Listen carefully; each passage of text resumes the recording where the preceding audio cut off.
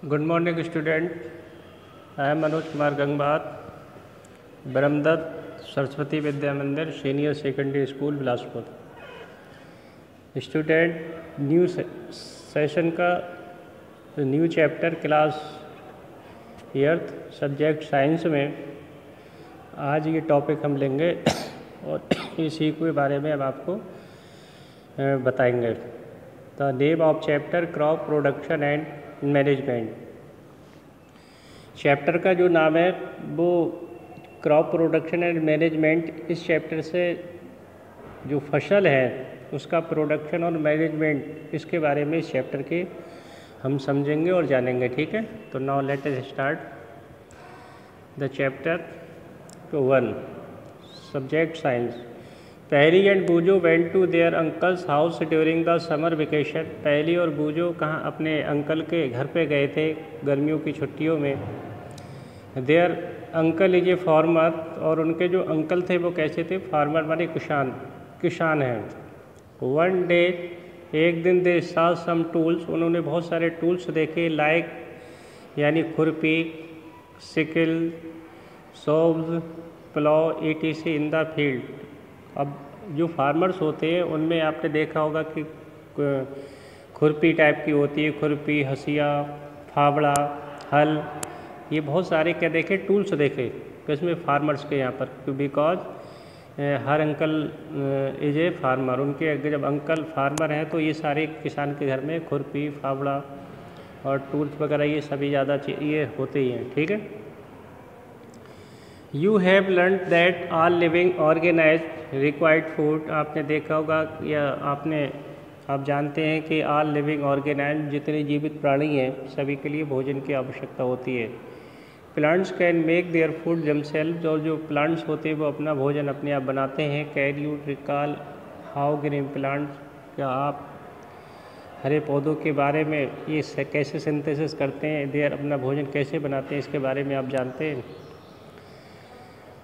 Animals including humans can not make their on food, और जो animals होते हैं वो अपना भोजन, एनिमल्स या ह्यूमंस होते हैं वो अपना भोजन अपने आप नहीं बना सकते, because they depends on each other on the plants, वो दूसरे पौधों पे निर्भर होते हैं। So where do animals get their food from. So माने in this way, where do animals, तो जो एनिमल्स हैं ये कहाँ से अपना भोजन कैसे बनाते हैं, इसके बारे में हमें अंडरस्टूड होना है और इसके बारे में हमें क्या अच्छे से जानकारी लेनी है। What first of all, why do we have to eat food. सबसे पहले हमने क्या देखा कि वी हैव ईट फूड, हम भोजन क्यों खाते हैं, यानी हम भोजन क्यों टेक करते हैं, ऐसा हम क्यों करते हैं, भोजन खाने की आवश्यकता क्या है। सभी जानते हैं कि food gives us energy, our body हमारे शरीर को एनर्जी देता है। देयरफॉर इसके बदले में हम क्या एनर्जी अडॉप्ट करने के लिए, ऑकर करने के लिए हम फूड को टेक करते हैं। Now already know that the energy from food is utilised by organised for carrying out their various body functions. इस प्रकार से जो एनर्जी है वो यूटिलाइज की जाती है, अर्थात सभी पार्ट्स ऑफ द बॉडी के सभी में एनर्जी कैरी आउट की जाती है, रिचेज पहुंचाते हैं, सच एज डाइजेशन, और इस प्रकार से डाइजेस्ट होता है, रेस्पिरेशन श्वसन होता है, एंड एक्सक्रेशन और निष्कासन भी होता है। We get our food from plants and, और वी गेट आवर फूड हम अपना भोजन फाइंड करते हैं फ्रॉम द प्लांट माने पौधों से, एंड एनिमल्स माने जानवरों से, और बोथ या ऐसा दोनों से भी कर सकते हैं। यानी मैं लीजिए depend only plants are animals. इस तरीक़ा से मैन जो फूड टेक करता है वो किससे? प्लांट से अपना अडॉप्ट करता है, और किससे ऑकर करता है? ये एनिमल्स पे डिपेंड होता है। आप मान लीजिए कोई भी क्रॉप की बात आती है या कोई फ्रूट्स की अगर बात आती है तो ये किससे अडॉप्ट करते हैं, किससे ऑकर करते हैं ये एनर्जी। यानी हम मिल्क का अगर आता है तो मिल्क में एनिमल्स से मिलता है, मिल्क है, एग है, और तुम्हारा मिल्क या बटर या घी, ये सभी एनिमल से हम फाइंड आउट करते हैं। उसके बाद अगर कहीं रोटी, दाल, अगर पल्सेस चपाती, ये किसी प्रकार की कोई भी ग्रेन्स वगैरह होता है, ये सब हम यानी प्लांट्स से फाइंड करते हैं, फ्रूट्स हैं ये सभी। तो इसका मतलब वी कैन से दैट यानी animal and plants are only depend human body. तो ये जो ह्यूमन है वो इसी पे डिपेंड करते हैं, ठीक है। सच एज ए डाइजेशन, ये मैंने आपको बता दिया। We get our food from the plants और एनिमल्स आर बोथ, या तो पौधों से या फिर एनिमल से या दोनों से हम फाइंड आउट करते हैं। In order to provide food for a large यानी पॉपुलेशन, इन ऑर्डर एक क्रमबद्ध रूप से जो हमारा भोजन है वो प्रोवाइड होता है एक फॉर ए लार्ज पॉपुलेशन के लिए। Regular production, proper management and distribution of food is necessary. इस हमारी जो पॉपुलेशन है इनके लिए रेगुलर प्रोडक्शन और proper management of the crops की प्रॉपर मैनेजमेंट होगा तभी, और डिस्ट्रीब्यूट बांटने के लिए, अर्थात भोजन किस तरीक़ा से डिस्ट्रीब्यूट, अनाज या ग्रेन्स वगैरह है, वीट या राइस से किस तरीक़ा से इसके यानी food production and management both are compulsory for human being, किस तरीक़ा से इसका रख रखाव करना चाहिए ताकि ये समय पे हमें फूड मिल सके। एग्रीकल्चरल प्रैक्टिसेस, और एग्रीकल्चरल माने जो कृषि है उसका जो प्रैक्टिसेस है अर्थात उसका अभ्यास है वो किस तरीक़ा से, यानी till 10,000 BC people were nomadic, यानी they were wandered in groups from place to place in search of food. आपने देखा हो 10,000 BC से पूर्व जो लोग हैं वो नोमैडिक कैसे थे, यानी घुमक्कड़ थे, वो घूमते रहते थे। देवर वंडरिंग माने घूम रहे थे, इन द ग्रुप वर समूह बना के घूमते थे, प्लेस टू प्लेस माने कभी यहाँ तो कभी वहाँ। इन सर्च ऑफ फूड यानी काय के बारे में, भोजन को सर्च करने के लिए, एंड शेल्टर उनकी शरण के लिए। दे एट रॉ फ्रूट्स, और उन्होंने जो फ्रूट्स वगैरह पे डिपेंड होते थे, एंड वेजिटेबल्स, और वो वेजिटेबल्स खाते थे। एंड स्टार्टेड हंटिंग, और उसके बाद क्या करना शुरू की, यानी शिकार करना शुरू कर दिया, हंटिंग शुरू कर दी। फॉर द एनिमल्स के लिए, फॉर फूड यानी भोजन आपको बनाने के लिए उन्होंने जानवरों का हंटिंग शुरू कर दी, एनिमल्स के हंटिंग स्टार्ट कर दी। लेटर माने बाद में, दे कुड कल्टीवेट लैंड, और उसके बाद में वो उन्होंने भूमि को उपजाऊ बनाया। एंड प्रोड्यूस राइस, और बाद में उन्होंने क्या किया, चावल प्रोड्यूस किया। व्हीट यानी गेहूँ उत्पन्न किया। एंड अदर फूड क्रॉप्स, और दूसरे जो भोजन युक्त फसल हैं वो भी उन्होंने फाइंड की। 10 माने इस प्रकार वाज बॉर्न एग्रीकल्चर, इस प्रकार से कृषि का प्रारंभ हुआ। वाज बॉर्न माने उत्पन्न हुआ या प्रोडक्शन हुआ। When plants of the same kind are grown and cultivated at one place on a large scale, it is called a crop। जब बहुत सारे प्लांट्स होते हैं सेम एक ही तरीक़ा के, आर ग्रोन माने उगाए जाते हैं, cultivate at the ones place एक ही स्थान पर उगाए जाते हैं, ऑन ए लार्ज स्केल बड़ी मात्रा में, इज ए कॉल्ड उसे हम क्रॉप बोलते हैं। For example crop of wheat means that all the plants grown in a field are that of wheat. गेहूँ की अगर फसल हम उगाते हैं, एक जैसी उगाते हैं, एक ही स्थान पर उगाते हैं, बहुत सारे प्लांट्स होते हैं, उन्हें हम क्रॉप बोलते हैं, व्हीट क्रॉप्स बोलते हैं। You already know that crops of the different types like the cereals, vegetables, fruits, बहुत सारे ऐसे होते हैं जो रीजन्स, उसके बारे में आप जानते हैं। These can the classified on the basis of the season which they grow, जिनको वर्गीकरण किया है और उनके सीजन के हिसाब से इनको उगाया जाता है। India is a vast country, भारत एक बहुत बड़ा देश है, विशाल वास्ट कंट्री है। The climate conditions like the temperatures, humidity and rainfall vary from the region of the another. इसमें अनेक क्लाइमेट चेंजिंग होती रहती है, जिसका टेम्परेचर, उसकी आर्द्रता और रेनफॉल, बारिश के बारे में लगातार उसके हिसाब से क्रॉप लगाई जाती है। अकॉर्डिंगली यानी there is a rich variety of crops grown in the different parts of the country. इसी प्रकार से आपने देखा होगा we can grow our crops in is grown in the different time of different season. अलग अलग समय के अनुसार हम फसल को उगाते हैं। डिस्पाइट दिस डाइवर्सिटी यानी two broad cropping pattern can be identify these are. आपने देखा होगा कि जो बोर्ड है क्रॉपिंग है वो पैटर्न एक प्रकार से है, वो आइडेंटिफाई उसकी पहचान होती है। अब फसल के जो टाइप्स होते हैं वो कितने टाइप्स के होते हैं आपने देखा होगा। खरीफ क्रॉप्स है, यानी खरीफ क्रॉप्स में कौन कौन सी हैं, द क्रॉप्स विच आर सोन, ऐसी जो क्रॉप्स होती हैं जिनको सोन उगाया जाता है इन द रेनी सीजन में। जब बारिश ऋतु होती है, वर्षा ऋतु होती है, उस सीजन में क्रॉप्स को हम क्या करते हैं, सोन माने बोया जाता है। बारिश की ऋतु में जो सोन बोया जाता है उसे हम क्रॉप्स खरीफ क्रॉप बोलते हैं और इसे हम खरीफ क्रॉप बोलते हैं। The rainy season in India, हमारे भारत में जो रेनी सीजन है बरसात ऋतु है, इसे जनरली माने सामान्यतः फ्रॉम जून टू सितंबर में ही होती है।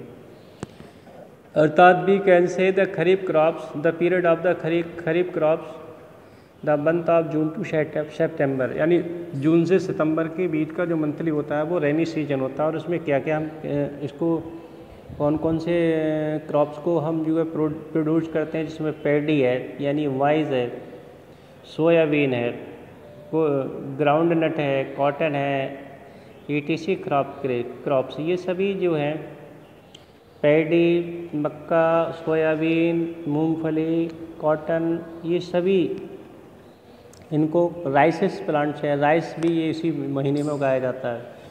तो ये सभी खरीफ क्रॉप्स कहलाते हैं। ठीक है, अब नेक्स्ट आता है रबी क्रॉप्स क्या होती है। रबी क्रॉप्स ये this is a crop of the summer, ये समर के समय का क्रॉप्स होती है। Which is sown in the month of September to March, यानी जो सितंबर या अगस्त नवंबर के मंथ में जो बोई जाती है वो सामान्यतः रबी क्रॉप्स कहलाती है। The crops grown in the winter season, जो यानी ठंड में बोई जाती है उसे हम क्या बोलते हैं, रबी क्रॉप्स बोलते हैं। Their time period is generally, इनका जो टाइम पीरियड है वो सामान्यतः फ्रॉम अक्टूबर टू मार्च होता है, यानी अक्टूबर से मार्च तक की जो क्रॉप्स होती है वो क्रॉप्स क्या कहलाती हैं, रबी क्रॉप्स कहलाती हैं। जैसे इसमें आपने देखा होगा कि मटर है, ग्रेन्स है, दाल यानी जो दाल्स के प्लांट्स वगैरह हैं ये है, और वीट है, ये सभी रबी क्रॉप्स के अंतर्गत जो क्रॉप्स हैं वो आती हैं। फॉर एग्जांपल उन्होंने दे रखा है crops are wheat, grains, pea या मस्टर्ड या लाइन सीड, अर्थात वीट है यानी गेहूँ है, ग्रेम माने चना है, पी माने मटर है, मस्टर्ड माने वही मस्टर्ड क्रॉप्स का मतलब सरसों है या लाई वगैरह, इस तरीक़ा से ये सभी क्रॉप्स कहलाती हैं। बिसाइड्स दीज यानी pulses and vegetables are grown during the summer at many places, इसके अतिरिक्त जो पल्सेस हैं एंड वेजिटेबल्स हैं are grown during the summer at many places, बहुत सारी प्लेसेस पर ये चीज़ें दी गई होती हैं। ठीक है, नीचे एग्जाम्पल्स भी इन्होंने गिवन है, क्या क्या एग्जाम्पल्स दे रखा है कि cultivate of the crops involves यानी several activities undertaking by the farmers over a period of the time. आपने देखा होगा कल्टीवेशन ऑफ द क्रॉप्स यानी फसलों का जो उत्पादन है, इन्वॉल्व यानी घूमता रहता है, इन्वॉल्व यानी several एक्टिविट undertaking by the farmers over a period of time, यानी जो किसानों के अंडरटेकिंग द फार्मर, जो किसानों के अंतर्गत जो फसल बोई जाती है वो उसी के अंतर्गत ये कल्टीवेट ऑफ द क्रॉप्स इसी के इन्वॉल्व होता रहता है। यू में फाइंड दैट, आपने ये भी देखा होगा क्या कि यू में यानी find many that these activities are similar to those carry out by a gardener और even by you when you grow ornament plant in your house. आपने बहुत सारे ऐसे पेड़ पौधे भी देखे होंगे जो बहुत ही महंगे होते हैं, ऑर्नामेंट प्लांट्स भी होते हैं, महंगे होते हैं, आभूषण युक्त होते हैं, जो उनको मिलते हैं इस सीजन में। बहुत सारे पेड़ पौधों को उगाया जाता है। दीज एक्टिविटीज़ आर टास्क, और इस प्रकार की जो क्रियाकलाप हैं या बातें हैं, आर रिफर्ड माने रिफर्ड माने चेंज हो जाती हैं एज द एग्रीकल्चर प्रैक्टिसेस, और ये सभी एक प्रकार से एग्रीकल्चर प्रैक्टिस के इंटरनल आती हैं। These activities are listed below, और ये जो सारी एक्टिविटीज़ हैं वो नीचे सब दे रखी हैं। जैसे आप एग्रीकल्चरल प्रैक्टिस, आप इफ़ यू आर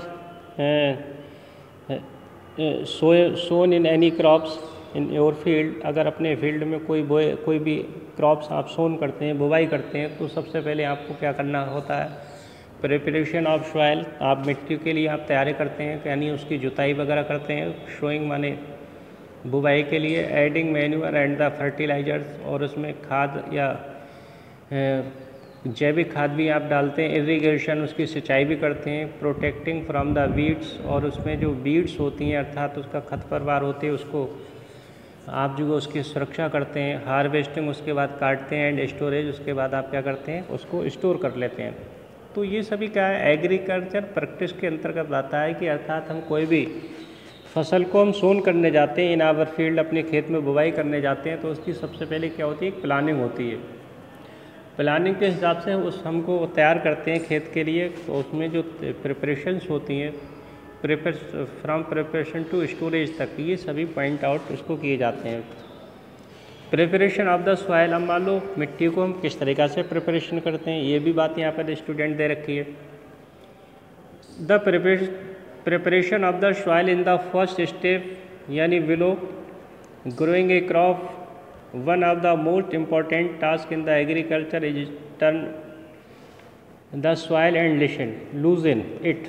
आपने देखा होगा कि जो मिट्टी की जो तैयारी करते हैं, फर्स्ट स्टेप होता है इसका सबसे पहले, ग्रोइंग ए क्रॉप, यानी फसल को उगाने के लिए सबसे पहले फर्स्ट स्टेप क्या होता है, प्रिपरेशन ऑफ सॉइल। ठीक है। One of the most important task, इनमें सबसे महत्वपूर्ण जो एक्टिविटीज़ है इन एग्रीकल्चर में, इज ए टर्न, यानी मिट्टी का टर्न है, एंड लूज इन इट, इसमें this allows the roots of the, यानी पेनिट्रेट डीप, ताकि इसमें मिट्टी को अब जितना हम अच्छे से उसको हरा भरा बनाएंगे, मिट्टी बहुत ज़्यादा लूज इन यानी हल्की होगी, उस तरीक़ा से हमारी जो क्रॉप्स होती है बहुत अच्छे से उसमें उत्पन्न होगी, प्रोड्यूस्ड होगी। द लूज सॉइल अलाउज, जो मिट्टी ढीली होती है, ढीली से मतलब अच्छी जो फर्टाइल मिट्टी होती है, वो अलाउज माने अलाउ करती है, रूट्स माने जड़ों के लिए, टू द ब्रीथ, उनकी सांसों में ब्रीथ करने के लिए, ताकि उनमें अच्छे से वाटरिंग हो जाए और मिनरल्स वगैरह उनके स्टेम से लीफ तक पहुंच जाएं। इजीली माने आसानी से, व्हेन इवन व्हेन माने तब, दे गो डीप इनटू